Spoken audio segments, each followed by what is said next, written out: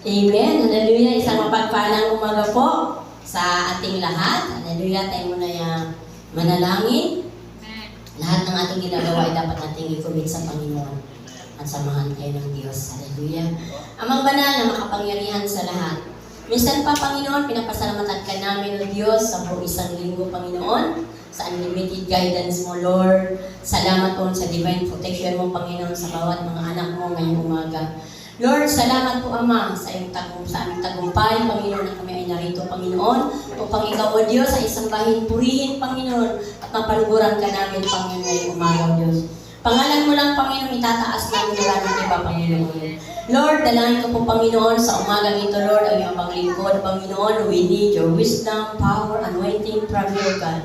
Panginoon, alam ko po, Panginoon, sasamahan mo po, Diyos. Lord, dalangin ko po, Panginoon, ikaw Lord ang makita sa buhay ko, ikaw ang mutawi sa aking mga labi po, Panginoon, pawang kalugod-lugod lang, Panginoon, ang lalabas, Panginoon, sa bawat salita mo mula, Panginoon. Salamat po, Ama, Panginoon, sa umagang ito. Lord, ang lahat ng ito, Panginoon, binabalik namin sa iyo sa pinakamataas na papuri at pagsamba sa pangalan ni Jesus. Amen and Amen. Hallelujah. Palakpakan po natin ang Panginoon. Hallelujah. Sabihin mo sa iyong katabi, I'm glad you are here. Hallelujah.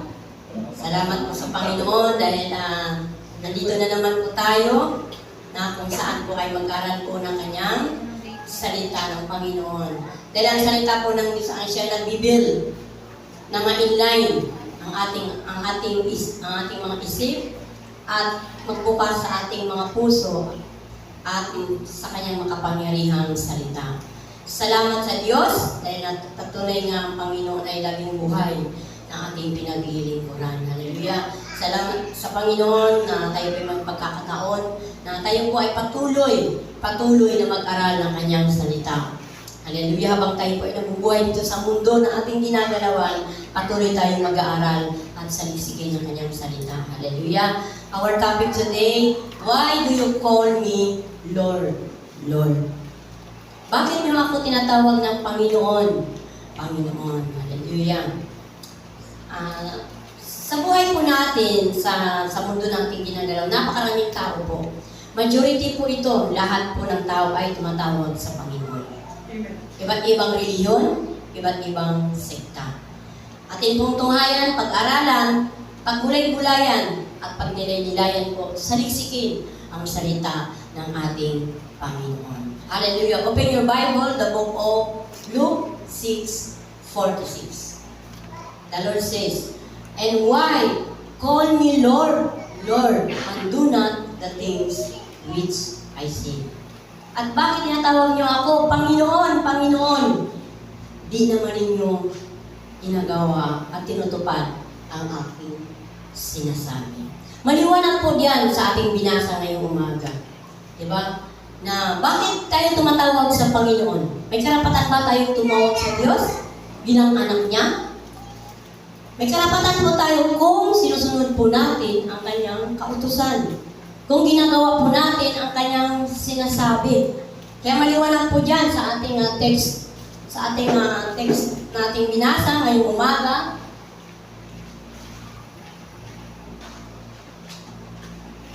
Ayan. Bakit ninyo ako tinatawag na Panginoon, Panginoon, at hindi ninyo ginagawa ang aking sinasabi? Grabe ano? Grabe talaga yung salita ng Panginoon. Masakit po yan.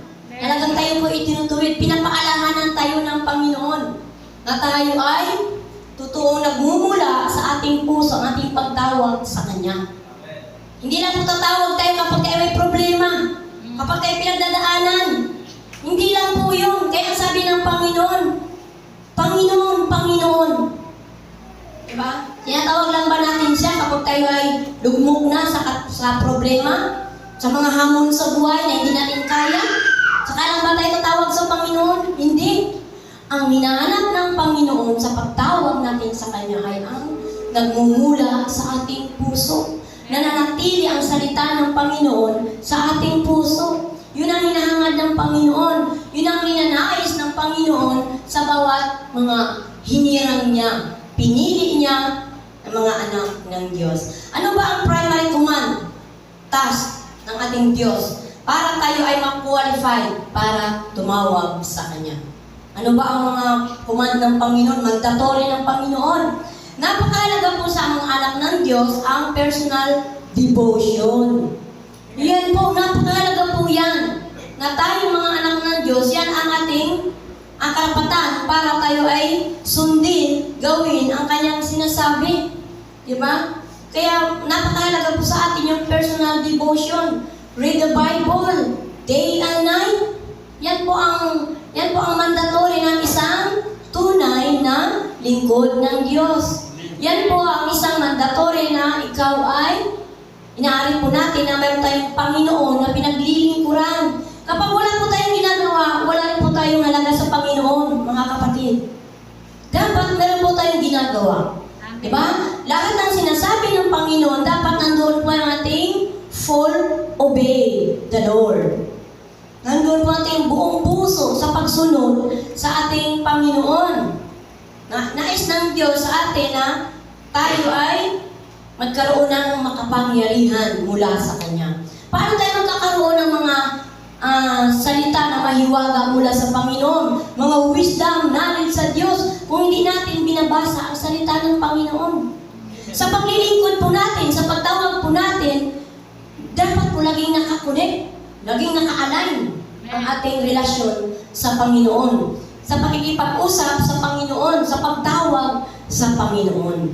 Kaya po napakahalaga po sa atin ng mga anak ng mga lingkod ng Diyos na pinili niya, hinirang niya. Sa libo-libong tao sa buong mundo, isa ka, ako, ikaw, tayong lahat na pinili ng Panginoon. Palakpakan natin ang Diyos. Nais po ng Diyos sa atin ang may totoong pagsunod. Yan ang gusto ng Panginoon. Alam na alam ng Diyos po yan. Walang maitatago po sa puso natin.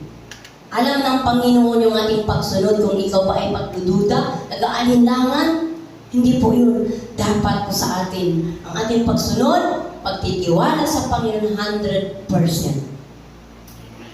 Yung buong-buo, hindi yung half. Kalahati, 3/4, 1%, 100% po ang gusto at ninanais ng Panginoon na makita sa ating buhay. Ano ang gusto ng Diyos na makita sa Kanyang pagtawag sa Kanya? Number 1 po, do you trust me? Diba? Naniniwala ka ba sa akin? Tinatanong tayo ng Panginoon, di ba? Do you trust me? Ang pagtitiwala mo ba sa'yo ay buong buo? Tatawag ka lang ba sa akin kapag ikaw may problema? Tatawag ka lang ba sa akin kapag ikaw may sakit? Magtitiwala ka lang ba sa akin kapag meron kang gusto? May hinahangad ka? Diba? Do you trust me? Ang sabi ng Panginoon. Maliwanag po ang sabi ng Diyos. Ang hinahanap ng Diyos sa atin ay lubos na pagtitiwala sa Kanya. Fully trust to God.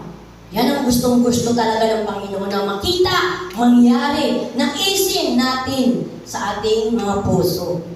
Walang pagdududa, walang pag-aalinlangan, walang puwang sa puso, isip natin yung pag-aalinlangan sa pagtitiwala sa Panginoon. Mangyayari lang po yan kapag ikaw ay babad sa salita ng Diyos. Babad ka sa pagkikipag-usap sa Panginoon. Babad ka sa pagkikipag-usap sa Diyos. Hallelujah. Ayan. Basahin po natin sa Jeremiah 17, verse 7. Mapalad ang mga taong nagtitiwala sa akin. Sino yung mga nagtitiwala sa Panginoon? Amen. Amen. Tayo yun. Tayo na mga anak ng Diyos. Mapalad po tayo na meron tayong pagtitiwala sa Panginoon. Nandiyan sa puso ko at puso ninyong lahat. Ikaw, tayong lahat, na nandiyan ang buong pagtitiwala sa akin. Hallelujah. Ayan. Pero mapalad ang taong nagtitiwala at lubos na umaasa lamang sa akin. Ayan, iba-iba pong translation sa Bible po. Ayan po, mapalad daw po tayo. Salamat sa Panginoon. Palakpakan natin ang Panginoon. Isa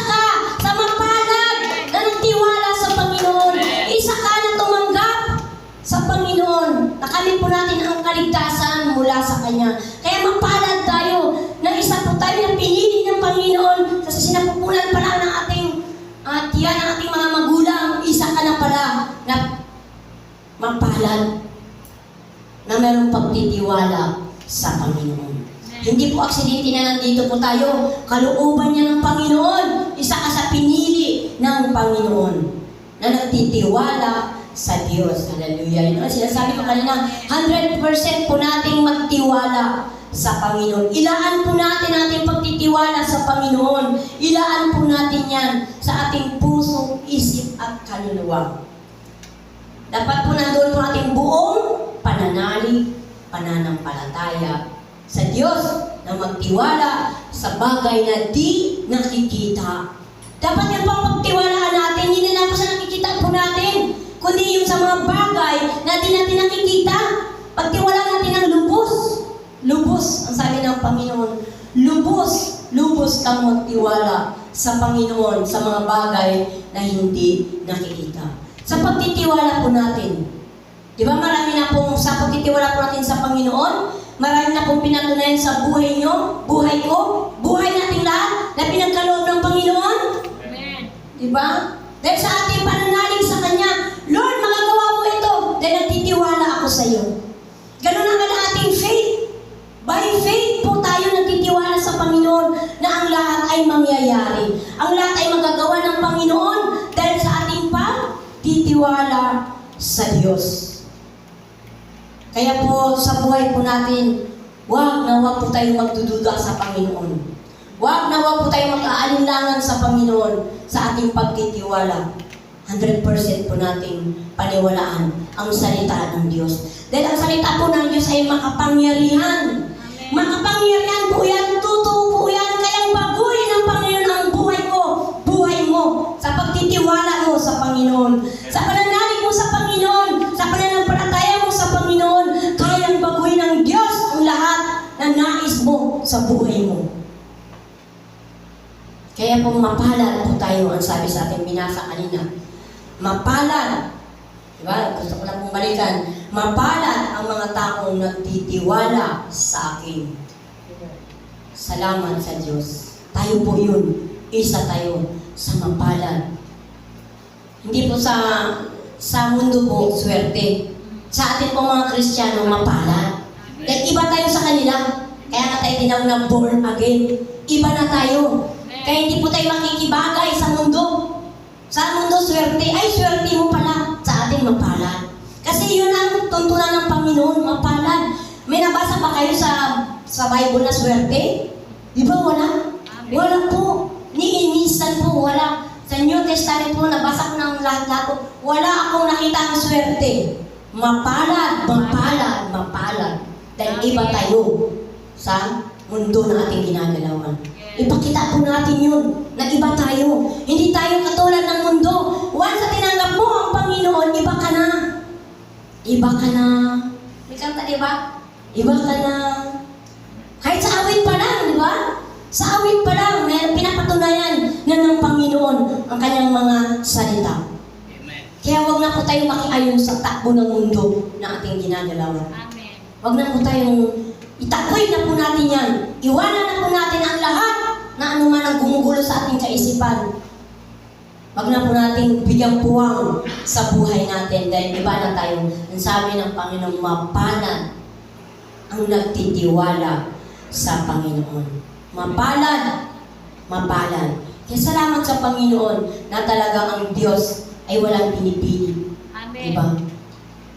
Once na pinili ka ng Panginoon, go ka na. Once na tinanggap mo ang Panginoon, patuloy ka na magtiwala sa Panginoon. Huwag natin pahap-hap lang po ang ating pagtitiwala sa Panginoon. Hallelujah. Testimony ko lang po sa aming buhay. Mula po kami mag-full time, never po nagkulang ang Panginoon sa amin. Never niya po kami pinagutuman. Alam niyo, nung mag-full time po kami, talagang grabe ang pagpapala na dumarating sa buhay namin. Sa church po, minsan hindi po makasapat. Pero ang Panginoon po, nagbibigay sa amin ng pagpapala. Dahil sa matindi naming pagtitiwala sa Panginoon. By faith kami, Lord, binibigay namin ito sa'yo. Yung kay Sir Paul na lang po. Every chemo po, 20K ang aming kailangan. Cash po yan. Cash po yan. Maliban pa po sa hinihingi namin sa labas, sa gamot para sa chemo. Yung doctor's fee po, 10K po yan. Cash po yan, hindi pwede niyan utang-utangin, hindi po yan. Tapos yung gamit ni Sir Paul, kada session, 9,000 po yun. Kailangan maubos niya po yun bago magdating ang ikatlong session. Grabe, di ba? Minsan yung hirap makaharap ng 1,000, 500 lang. Pero sa amin, sabi ko, Lord, salamat. Salamat, Panginoon, sa pagmamahal mo sa amin. Salamat, Panginoon, sa pagtitiwala namin sa inyo. Magagawa mo ang lahat because the Lord, nothing impossible to God. Amen. Walang imposible sa Panginoon kapag ating pagtitiwala ay nakalaan sa Panginoon. Kapag buong-buo ang pagtitiwala mo sa Panginoon, kapag kitang-kita ng Panginoon ang puso mo, ibibigay ng Panginoon na walang pagdududa, walang pag-aalinlangan. Kita yan ng Panginoon kung ano ang laman ng ating puso. Ibibigay yan ng Panginoon. Sabi ko, Lord, salamat. 2 sesyon na po. Talaga in-grant ng Panginoon ang aming pangangailangan kay Sir Paul. Hindi pa po yan, mga prutas pa po yan. Kailangan niya pa po ng mga prutas. Ngayon po, sa March 25 po, meron naman siyang chemo, 3rd session po yan. Kailangan na naman po namin ng 20K. Sabi ko, Lord, ibinibigay namin ito sa iyo. Dahil kami ay nananalig na nanampalataya na ang lahat ay kaya mong gawin. Walang mahirap sa Panginoon, mga kapatid. Kapag ikaw ay totoong naglilingkod sa Diyos, walang mahirap sa Panginoon. Kasi lagi kang nakakonect, lagi kang naka-align. Ang puso mo ay laging naka-diretso sa Panginoon. Ganun po lang yan, mga kapatid. Kaya po tayo, huwag na po tayo magduda. Huwag na po tayo mag-alinlangan. Sa lahat ng ninanais sa ating buhay, mga kapatid, ibibigay at ibibigay po yan ng Panginoon sa atin. Amen. Ang hinahanap ng Panginoon ay totoong seryoso sa paglilingkod natin sa Panginoon. Yung lubos ng pagtitiwala sa ating Panginoon. Ika-grant po yan ng Diyos. Ika-grant po niya yan. Ang lahat ng desire ng ating mga puso. Hallelujah. Basahin po natin dito sa Jeremiah 17 verse 5. Sinabi na ni Yahweh, susumpain ko ang sinumang. Sinabi pa ng Panginoon, isusumpa ko ang taong lumayo sa akin at nagtitiwala sa lamang sa tao. So dito po sa akin, sinabi ni Yahweh, susumpain ko ang sinumang tumatalikod sa akin at nagtitiwala sa kanyang kapwa-tao sa lakas ng mga taong may hangganan ang buhay. Sabihin mo nga sa tabi mo, kausapin mo, huwag na huwag kang tatalikod sa Diyos. Sige, kausapin mo. Yan. Sabi mo, huwag na huwag kang tatalikod sa Panginoon. Dahil tayo ay susumpain ng Panginoon. Yan po ang ating binasa. Sabi ko, Lord, nung mabasa ko ito, o Panginoon. Kaya, mga kapatid, tinanggap mo ang Panginoon, huwag na huwag kang tatalikod. Dahil alam mo, kapag tumalikod ka, magiging miserable ang buhay mo. Merong kaguluhan. Lahat ng mangyayari na po yan. Kasi tumalikod ka na sa Panginoon. Wala nang banal na espiritu ang magagayad sa iyo. Mapapahama ka. Lahat kaya mo nang gawin. Magiging masalimuot ang buhay natin kapag ikaw ay tumalikod sa Panginoon. Sabi ko, Panginoon, salamat. Sa pagbabasa po natin ng salita ng Panginoon, nalalaman po natin ang bawat hiwaga, bawat salita ng Panginoon na nagbibigay sa atin ng reminder. Remind na tayo ay huwag yung pahayahay lang palagi. Dapat po tayo laging totoong maglingkod sa Panginoon. Dapat ang salita ng Panginoon, lagi natin ipamungay. Diba? Ang sabi kanya sa verse nating binasa sa verse, sundin ninyo ang lahat ng aking sinasabi. Diba? Nakakatakot po kapag ikaw ay tumalikod sa Panginoon. Kaya ang encourage hamon sa atin ngayong umaga, huwag na huwag kang tatalikod sa Panginoon. Sino po yung makakaranas ng sumpa? Yung mga tumatalikod, yung mga lumalayo sa Panginoon. Maliwanag po yan. Kaya Lord, salamat sa mga salita mo na may pagkakataon kaming ituwid kami. Huwag po tayo magtatampo kapag tinutuwid po tayo. Huwag po tayo magtatampo kapag sinasabihan po tayo. Huwag po tayo magtatampo. Pabor sa atin po yan para maituwid ang ating maling mga ginagawa. Amen. Para susunod, hindi na po natin gagawin. Diba? Napakalungkot po minsan sa mga tao. Saka lang tumatawag sa Panginoon, saka lang naglilingkod sa pagkapag overflowing ang blessing. Kapag wala na, ay ayaw mo na Panginoon, hindi mo sinakot ang panalangin ko. Nandyan na lahat yung mga murmuring. Diba? Kaya po tayo mapalad. Ang sabi ng Panginoon, mapalad ang nagtitiwala sa atin. Hallelujah. Kaya po, walang puwang sa bawat isa sa atin. Ang manlupaypay, manghina, tumalikod sa Panginoon, lumihi sa Panginoon, tatalikod sa kanan, sa kaliwa, sa likod, kundi tuloy po ang ating paglilingkod sa Panginoon para maranasan po natin ang buhay na may kapayapaan, buhay na may kasiyahan, buhay na mapayapa, buhay na walang hanggan. Diba? Ang sarap po maglingkod sa Panginoon, mga kapatid. Amen. Ang sarap po maglingkod sa Diyos. Tinanggap mo ang Panginoon. Nasumpungan na po natin ang buhay na may kapayapaan. Huwag na po tayong tumalikod.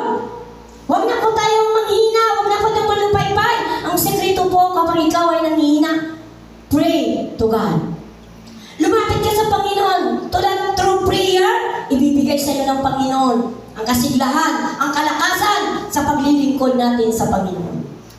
Walang pong puwang na ikaw ay tumalikod sa Panginoon kapag ikaw po ay babad sa salita ng Panginoon. Kapag ipinamumuhay po natin ang salita ng Diyos, ang lahat ng kanyang mga salita, walang pong puwang yun sa pagtalikod sa Panginoon. Minsan po ang tao, kapag hindi na po nakamit ang kanyang gusto, pull out na. Di ba sa company? For example, sa company, pag ikaw ay isang trabahador, pag ikaw hindi sumunod sa iyong manager at matigas ang ulo mo, pupull out ka. Di ba sa company? Kapag hindi sumusunod, ipupull out ka ng manager. Kasi matigas ang ulo mo, hindi ka sumusunod sa kanya. So, ganun din po sa ating buhay, Kristiyano. Kapag hindi po tayo magpasakop sa Panginoon, sa mga leader, ano po mangyayari sa atin? Nandiyan po ang spirit of rebellion. Spirit of rebellion. Marami kayong sinasabi sa mga leader. Kasi hindi ka nagpapasakop sa Diyos. Hindi mo isinasagawa yung salita ng Panginoon. Hindi natin ipinamumuhay yung salita ng Panginoon.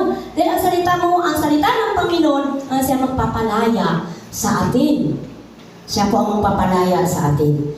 Kaya, sabihin mo ulit sa katabi mo, huwag kang tatalikod sa Panginoon. Sabihin mo ulit, yan. Leia, yan. Nakikinig yan narinig yan ng Panginoon. O, diba? Oh, yan. Hallelujah. Kaya salamat sa Panginoon, hallelujah, na talagang ang mga salita ng Diyos ay nag-remind sa atin. Mahal tayo ng Panginoon. Mahal tayo ng Diyos. Di ba, ang isang magulang, kapag sa anak, kung gusto mo maging maganda ang kinabukasan ng anak mo, disiplinahin mo. Huwag mong hayaan. Nahayaan mo na lang na kapag paglaki, yung kanyang mga attitude. Huwag po. Ang tunay na pagmamahal ng isang magulang ay tinutuwid ang anak. Sa laman. Ganon din tayo sa espiritual. Itinutuwid tayo ng Panginoon dahil ang ating Ama ay sa langit. Yung ating Ama sa lupa, ito yung mga magulang natin sa pisikal. Sa espiritual po, yung Ama natin nasa langit. Kaya may karapatan po, sa pamamagitan po ng ating mga binabasa, dito po tayo ay tinutuwid ng Panginoon. Hallelujah. Mararanasan sa patuloy po natin paglilingkod sa Panginoon sa pagtitiwala, mararanasan po natin yung highly favor, highly provision sa bawat mga anak niya. Ayan po, ang sarap, di ba? Na minsan, sinasabi mo parang nandiyan na kaagad. Sabi ni Pastor kahapon, gusto niya na ng saging. Tatawag pa lang siya ng saging. Dumating siya Tineri, may binigay na saging. O di ba? Palakpakan natin ng Panginoon. Pagdating namin dito, matawag pa lang ako sa inyo ng saging. Nandito na agad. O di ba? Grabe. Grabe ang favor. Yan ang favor ng Panginoon, provision ng Panginoon. Dinidesign para natin yung ginagrant na ng Panginoon. Binibigay niya yan dahil matuwid ka. Matuwid ang puso mo. Malinis ang puso mo sa Panginoon. Amen. O diba? Hallelujah. Basahin po natin sa Isaiah 40:31. Ngunit muling lumakas at sumisigla ang nagtitiwala kay Yahweh. Lilipad silang tulad ng mga agila. Sila'y lalakad, ngunit hindi manghihina. Grabe po, no? Inalitulad tayo ng Panginoon sa agila. Tingnan mo ang katabi mo, agila ba yan o sisyo? Tingnan mo yan. Agila ba yan o sisyo? Agila. Agila! O, diba? Ang agila kasi lilipad ng lilipad, hindi napapagod, hindi nangihina. Ako, ikaw, tayong lahat na naglilingkod sa Panginoon, hindi tayo manghihina, hindi tayo mapapagod. Dahil nilitulad tayo sa isang agila. Napakataas ang nililipad niya. Ganon dapat tayo ng mga Kristiyano. Anumang unos sa buhay natin, anumang napakalaking problema sa buhay natin, huwag tayong manghihina. Huwag tayong manlulupaypay. Huwag tayong tatalikod sa Panginoon, mga kapatid. Maging katulad tayo ng isang agila. Diba? Lumalakas tayo, sumisigla tayo, uli. Dahil sa pagtitiwala natin sa Panginoon. Palakpakan natin ang Diyos. Hallelujah. Salamat sa Panginoon sa napakagandang salita ng Panginoon. Alam niyo, ang sarap mag-share eh. May limit na oras. Kaya dapat sa oras pa lang meron tayong manage. Kaya salamat sa Panginoon sa mga salita niya na talagang napakahiwaga, totoo, nang mangyayari sa buhay natin. Tandaan po natin ang hinahanap ng Panginoon, yung lubos na pagtitiwala sa ating Panginoon. Gusto ko lang po pong i-recap lahat po ng ating napag-aralan sa mga nahuli po. Ating topic, why do you call me Lord? Lord. Bakit niyo ako tinatawag na Panginoon? Panginoon, di naman sinusunod ang aking kautusan. Dapat po sundin natin ang ating kautusan ng Panginoon para tayo ay may karapatang tumawag sa ating Panginoon. Isang point lang po ito. Do you trust me? Diba? Ikaw ba'y naniniwala sa akin? Lubos ba ang pagtitiwala mo sa akin? May katanungan po ang Panginoon. Tayo mga Kristiyano, buong-buo ang ating pagtitiwala sa ating Panginoon. Hallelujah. Palakpakan po natin ang Panginoon. Tayo po tayo lahat. Hallelujah. Bilang paggalang sa ating Panginoon. Hallelujah. Amang banal na makapangyarihan sa lahat. Maraming salamat po Panginoon sa pagkatapos Panginoon aming pinag-aralan ng iyong mga salita. Tunay nga po Panginoon na iyong salita ay totoo, mahiwaga, makapangyarihan na kaya kaming baguhin Panginoon. Kaya po kaming baguhin Panginoon ang anuman Lord ang nais namin sa puso namin, kaya mong baguhin Lord. Dahil walang mahirap para sa iyo. Nothing impossible to God. Walang imposible sa iyo Panginoon. Kapag kami tumawag sa iyo, kapag kami nagtiwala sa iyo, nanampalataya sa iyo, nanalig sa iyo Panginoon, lahat o Diyos ibibigay mo sa amin. Salamat po Ama. Salamat Lord sa pagmamahal mo sa amin Panginoon. Sa matinding pagmamahal mo sa amin, sa pag-aruga mo sa amin, Panginoon, sa pag-iingat mo sa amin, Panginoon.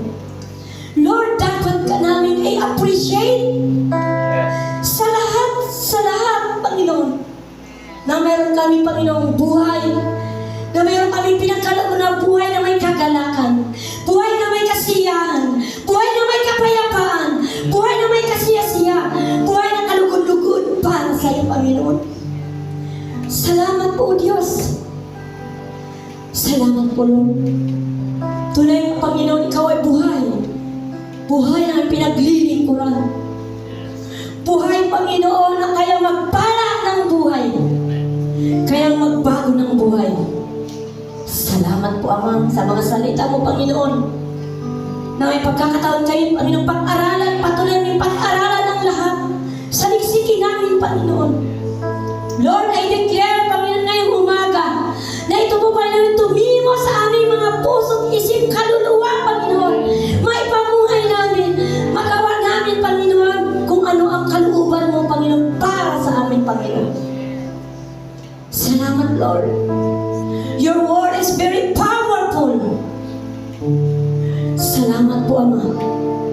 Lord, panghahawakan namin ang mga pangako mo sa buhay namin, Lord. Ang pangako mo sa amin, Panginoon. Habang buhay kami maglilingkod sa inyo, habang buhay kami magpupuri sa iyo, habang buhay ka namin sasambahin, habang buhay ka namin pararangalan, Panginoon. Salamat po, Diyos. Salamat. Oh, we worship you, God. Lahat, Panginoon, ng parangal, ibinibigay namin sa iyo ngayong umaga. Sa pangalan ni Jesus. Amen.